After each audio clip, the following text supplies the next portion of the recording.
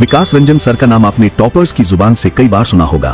Vikas Ranjan sir, Vikas Ranjan sir, Vikas Ranjan point of Vikas Ranjan sir की Vikas Ranjan sir की Vikas sir, From Vikas Ranjan, I Vikas Ranjan sir for giving me direction. उनकी sociology guidance ने अनेक UPSC aspirants के सपनों को हकीकत में बदला है। अभी तक चाहे बात हो ऑफलाइन क्लासेस या रिकॉर्डेड सेशन की, उन्होंने हर फॉर्मेट में एक्सीलेंस डिलीवर किया है और इसी वजह से कई टॉपर्स उनके स्टूडेंट्स रहे हैं। लेकिन अब वक्त है एक नए चैप्टर का। स्टूडेंट्स की लगातार डिमांड को ध्यान में रखते हुए ट्रायम्फ आईएएस पहली बार लेकर आ रहा है एक exclusive live batch, socio Life online tablet course. ये बैच होगा पूरी तरह से लाइव। यहाँ मिलेगा आपको डेली रियल टाइम इंटरेक्शन और विकास सर से डायरेक्ट मेंटरशिप। चाहे आप फ्रेशर हो या एक्सपीरियंस्ड एस्पिरेंट, ये बैच आपकी प्रिपरेशन में एक नई जान डाल सकता है और एक सच्चा गेम चेंजर हो सकता है। ज्यादा जानकारी के लिए तुरंत विजिट करें ट्रायम्फ आईएएस वेबसाइट और नीचे दिए गए नंबर पर कॉल करें। Don't wait now, let's go live with Socio Life online tablet course.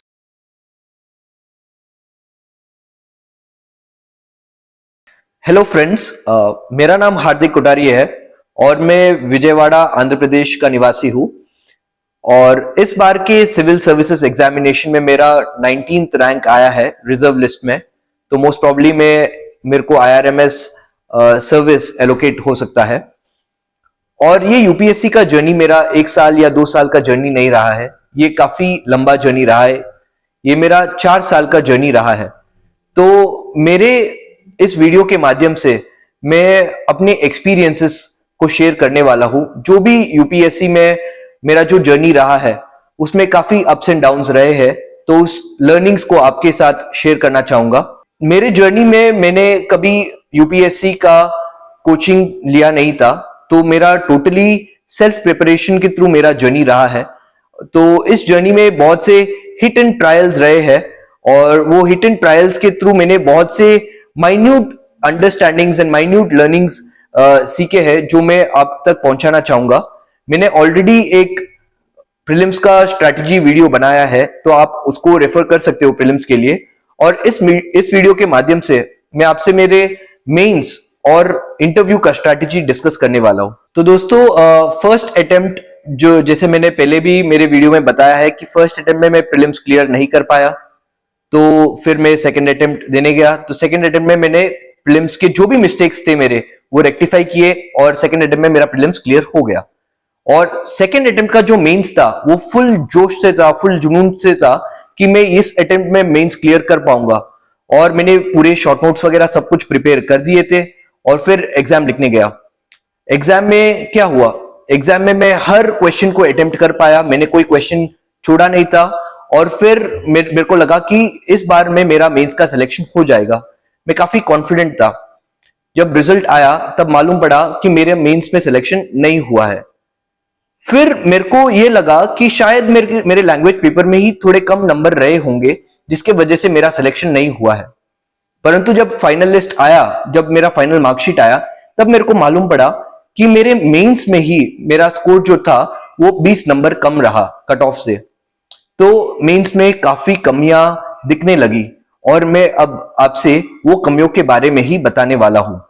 तो फिर आया मेरा थर्ड अटेम्प्ट।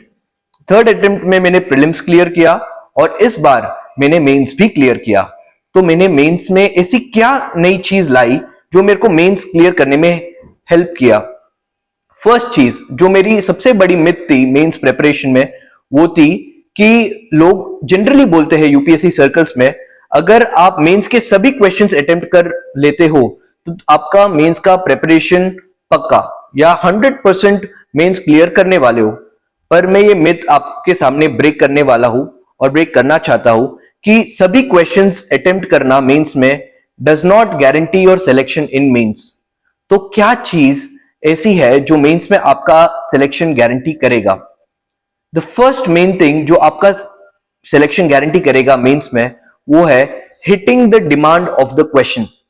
सभी क्वेश्चन तो अटेम्प्ट करना ही है, वो कोई सेकंड ऑप्शन नहीं है उस चीज में। पर मेन चीज है कि जो आपको पूछा गया है, आप वो चीज को एड्रेस करो अपने आंसर में, ना कि जो आपके शॉर्ट नोट्स में है वो डायरेक्टली एड्रेस करो। आंसर एक ही रहता है, पर आंसर को पुट फॉरवर्ड करने का तरीका काफी अलग होता है। क्वेश्चन के नेचर को समझना, क्वेश्चन के डिमांड को समझना और उस एस्पेक्ट से आंसर को लिखना काफी हेल्पफुल हो सकता है। मेंस प्रिपरेशन में सबसे इंपॉर्टेंट चीज क्या है?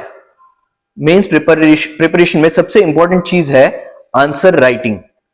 आप जितने आंसर लिखोगे उतना आपका हैंड फ्री फ्लोइंग होगा और उतना आपकी अंडरस्टैंडिंग बेटर होगी। तो आपको ज्यादा से ज्यादा आंसर लिखने पड़ेंगे। जैसे प्रीलिम्स में अगर आपको प्रीलिम्स क्लियर करने हैं तो मेरे स्ट्रेटेजी वीडियो में मैंने ऑलरेडी बोला है कि 60 क्वेश्चन पेपर्स आपको सॉल्व करने पड़ेंगे, विच इज रफली अराउंड 6000 क्वेश्चंस। वैसे ही मेंस के लिए अगर आपको मेंस क्लियर करना है आपको मिनिमम से मिनिमम 20 टेस्ट सॉल्व करने पड़ेंगे और 12 टेस्ट ऑप्शनल के सॉल्व करने पड़ेंगे। अगर आप ये कर पा रहे हो, ये 32 टेस्ट कर पा रहे हो, तो आप mains test series, mains exam hall में टेस्ट देने के लिए सक्षम होते हो। इसके अलावा जब आप मेंस की तैयारी करो आप दो चीजों का ध्यान रखो।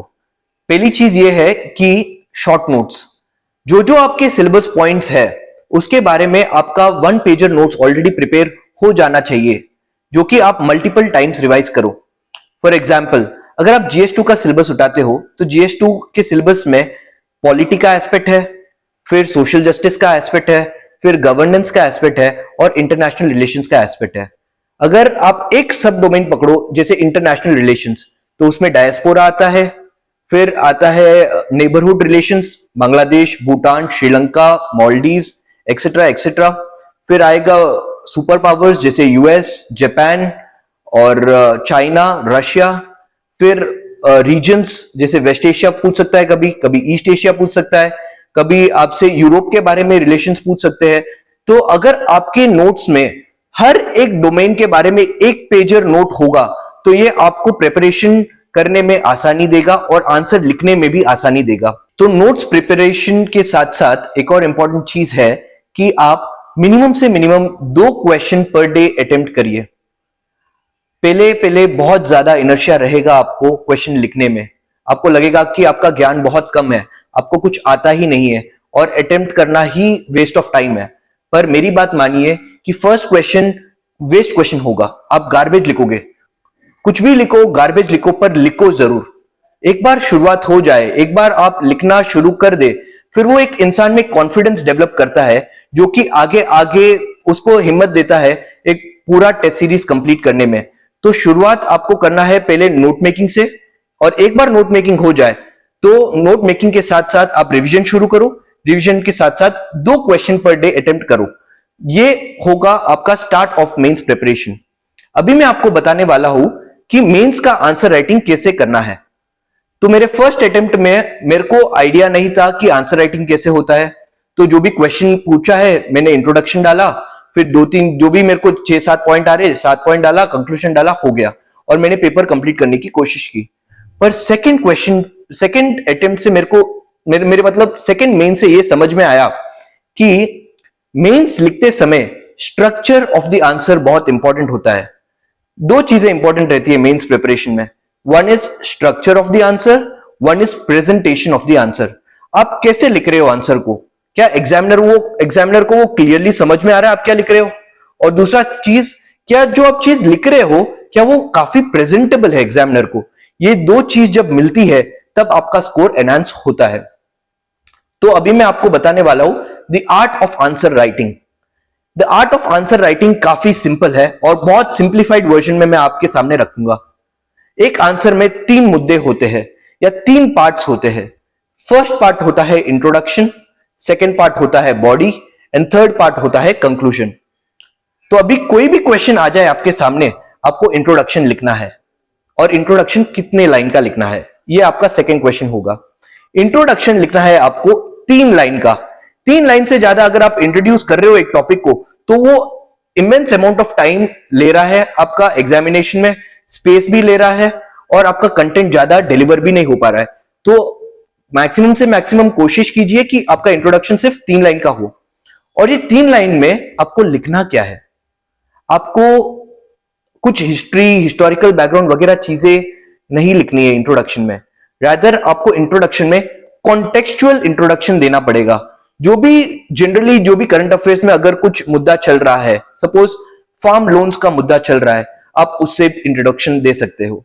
अगर हिस्ट्री का क्वेश्चन है तो आप कॉन्टेक्स्ट सेट कर सकते हो।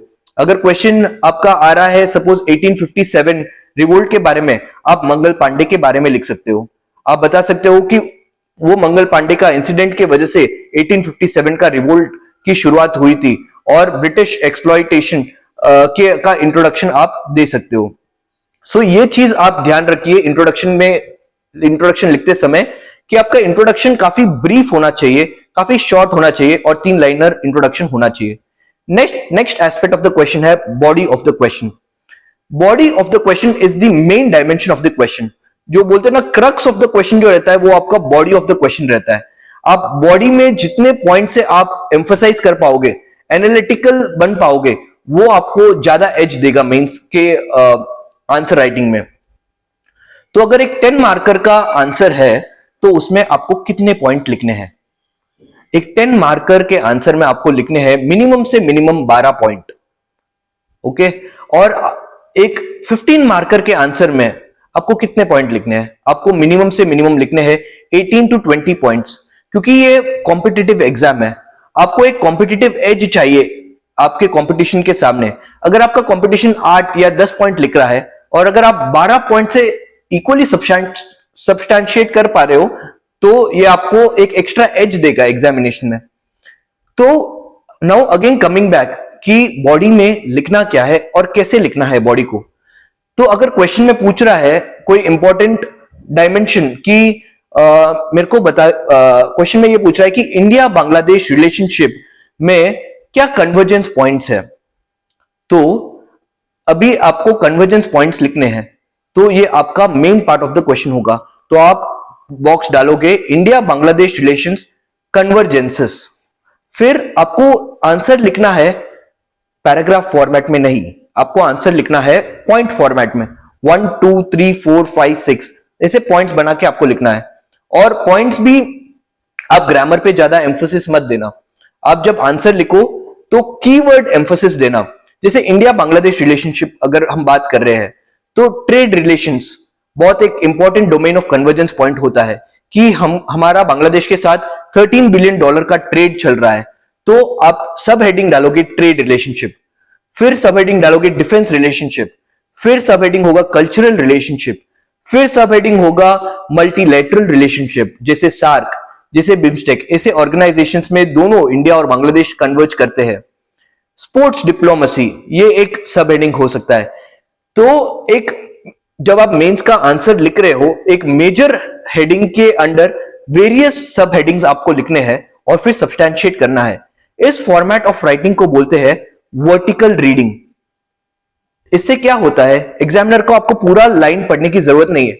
वो ट्रेड रिलेशंस पढ़ के वो समझ जाएगा कि आपको ऑलरेडी पॉइंट मालूम है, कन्वर्जेंस का पॉइंट मालूम है। वो डिफेंस रिलेशन पढ़ के समझ जाएगा कि आपको काफी अच्छा अंडरस्टैंडिंग है सब्जेक्ट के बारे में।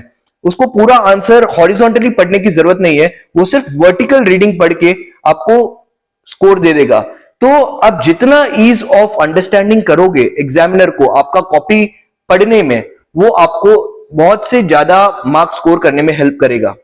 इसके अलावा और क्या वो फैक्टर है जो मेरे को हेल्प किया मेरे मेंस प्रिपरेशन क्लियर करने में, वो है एक थोड़ा एज हर एक कैंडिडेट को मिल सकता है जब वो एक थोड़ा डायमेंशन और आगे जाए।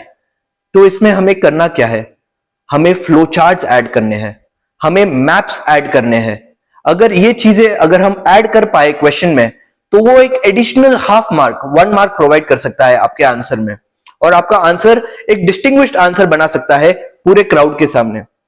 तो फर्स्ट थिंग क्या है, इंट्रोडक्शन पिन पॉइंटेड रहना चाहिए 3 लाइनर। फिर आपको main body of the question में आपको वर्टिकल रीडिंग इंश्योर करना है, आपको मैप्स और फ्लो चार्ट्स इंश्योर करने हैं और ये आपका body of the question complete हो जाएगा। The last part of the question is conclusion part. तो अभी आपको कंक्लूड करना है। आप एक क्वेश्चन को कंक्लूड कैसे कर पाओगे? कंक्लूजन करने के मल्टीपल टेक्निक्स होते हैं। फर्स्ट थिंग, आप कुछ मोदी जी की बातें डाल सकते हो कंक्लूजन में कि पीएम मोदी बोल रहे कि 5 प्रण को फॉलो करो, पीएम मोदी बोल रहे कि पीएम लाइफस्टाइल को फॉलो करो, या बोल रहे कि स्वच्छ भारत समृद्ध भारत, आत्मनिर्भर भारत एट 2047। आप ये सब बातें डाल सकते हो आपके कंक्लूजन लाइंस में। या आप एक बड़ा विजनरी गोल डाल सकते हो कि हमें $30 ट्रिलियन इकोनॉमी बनना है बाय 2047। ये आपका कंक्लूडिंग लाइन हो सकता है। इसके अलावा आप एसडीजी गोल्स को भी ऐड कर सकते हो, जैसे एसडीजी 5 हो गया हो। एसडीजी 5 जेंडर जस्टिस इंश्योर करेगा एंड नारी शक्ति इंश्योर करेगा इन इंडिया बाय 2030। ऐसी लाइंस जब आप डालते हो कंक्लूजन में, एग्जामिनर को भी लगता है कि आपका अंडरस्टैंडिंग काफी होलिस्टिक है, काफी ऑप्टिमिस्टिक है और काफी वाइड रेंजिंग है। अगर आप ये सभी डायमेंशंस को कवर कर रहे हो आपके आंसर में, when you have a very good introduction, pin pointed body and a very good conclusion and effective conclusion, तो this marks the start of a very good answer writing format. तो अगर आप answer इस format में लिखोगे तो आपका mains का प्रिपरेशन सॉलिड होगा और आपका सिलेक्शन होने के चांसेस मैक्सिमाइज होंगे। तो मेरे सेकंड अटेम्प्ट में मैंने ये मिस्टेक्स किए थे मेरे मेंस प्रिपरेशन में, जिसके वजह से भले ही मेरे को लगा कि मेरा मेंस का प्रिपरेशन बहुत अच्छा था, फिर भी मेरा प्रिपरेशन नहीं हो पाया, फिर भी मेरा मेंस में सिलेक्शन नहीं हो पाया। और थर्ड अटेम्प्ट में मैंने मेंस क्लियर किया और फोर्थ अटेम्प्ट में भी मेरा मेंस का सिलेक्शन हो पाया। मेंस में और एक इंपॉर्टेंट पॉइंट है जो है टाइम मैनेजमेंट। मेरे को लगता है टोटल मेंस प्रिपरेशन में जो पॉइंट अंडरलुक्ड है, अंडर वैल्यूड है, वो है टाइम मैनेजमेंट। और ये पॉइंट बहुत इंपॉर्टेंट पॉइंट है जो आपको एज देगा over all the other aspirants. तो टाइम कैसे मैनेज करना है एक मेंस पेपर में। ओवरऑल आपके पास हो गए 10 मार्कर क्वेश्चन और 15 मार्कर क्वेश्चन। ओवरऑल पेपर है 250 मार्क का। तो इस 250 मार्क में टाइम कैसे मैनेज किया जाए। तो एक 10 मार्कर का क्वेश्चन के लिए जो एक स्टैंडर्ड प्रैक्टिस है, जो भी यूपीएससी के सीरियस एस्पिरेंट्स है उनमें, तो 10 मार्कर क्वेश्चन वो लोग एलोकेट करते हैं 7 मिनट और जो 15 मार्कर क्वेश्चन है उनको एलोकेट करते हैं 11 मिनट। अगर आप इस फॉर्मेट को स्ट्रिक्टली फॉलो करेंगे तो आप पेपर को कंप्लीट कर पाओगे। अभी पेपर को अटेम्प्ट कैसे करना चाहिए? क्या आपको पहले ही सभी 10 मार्कर्स करना है और बाद में सभी 15 मार्कर करना है, या पहले 15 मार्कर और फिर 10 मार्कर? तो इस क्वेश्चन का आंसर मेरे एक्सपीरियंस से मेरे को ये लगा है कि पहले आप 10 मार्कर के क्वेश्चंस जो है उसमें फर्स्ट 5 क्वेश्चंस अटेम्प्ट करिए। क्यों फर्स्ट 5 क्वेश्चंस अटेम्प्ट करना है? क्योंकि फर्स्ट 5 क्वेश्चंस जब आप अच्छे से लिखते हो, स्टार्टिंग में जब आप जाते हो एग्जाम लिखने, आपका माइंडसेट बहुत फ्रेश रहता है, ब्रेन फ्रेशली एक्टिवेटेड रहता है, तो आप वो आंसर्स बहुत अच्छे से लिख पाते हो, आप अच्छे से जस्टिफाई कर पाते हो। अगर आपके फर्स्ट क्वेश्चंस अच्छे से आप लिखते हो तो वो एक एग्जामिनर के सामने एक अच्छा इंप्रेशन सेट करता है कि आप एक सीरियस कैंडिडेट हो। फिर आप 11 to 20 वाले क्वेश्चंस अटेम्प्ट करना, क्योंकि 15 मार्कर क्वेश्चन जो है 150 मार्क्स का वेटेज कैरी करता है। तो पहले आपको अटेम्प्ट करना है 1 to 5 क्वेश्चंस अच्छा इंप्रेशन सेट करने के लिए, फिर 11 to 20 क्वेश्चंस क्योंकि वो बल्क मार्क ऑफ स्कोरिंग है जो आपको मतलब अच्छे मार्क्स प्रोवाइड कर सकता है। एंड फिर लास्ट में आप आओगे, लास्ट जो हाफ एन आवर बचेगा, लास्ट में 30-35 मिनट्स जो बचेंगे, उसमें आप 6 to 10 जो क्वेश्चंस है, 6th question to 10th question, जो 10 मार्कर के 5 क्वेश्चन बचे हुए हैं, वो क्वेश्चन आप अटेम्प्ट करोगे। ये फॉर्मेट रहेगा आपका आंसर राइटिंग सॉल्व करने का मॉड्यूल में। जैसे मैंने वीडियो में पहले बताया, अभी बताया कि एक 10 मार्कर क्वेश्चन को 7 मिनट में करना है और एक 15 मार्कर क्वेश्चन को 11 मिनट में करना है। क्या हमें इक्वल वेटेज देना है हर 10 मार्कर क्वेश्चन को, या इक्वल वेटेज देना है हर 15 मार्कर क्वेश्चन को? इसका आंसर है नहीं, क्योंकि एक सीरियस एस्पिरेंट को 20 क्वेश्चन में से 13 से 14 क्वेश्चन का प्रॉपर अंडरस्टैंडिंग होता है।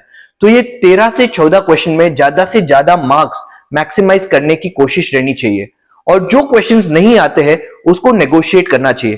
तो जो क्वेश्चन आपको आता है वो आप काफी अच्छे से लिखो, थोड़ा हाफ अ सेकेंड उधर ज्यादा, हाफ अ मिनट ज्यादा दो उन क्वेश्चंस को, पर अच्छे से लिखो।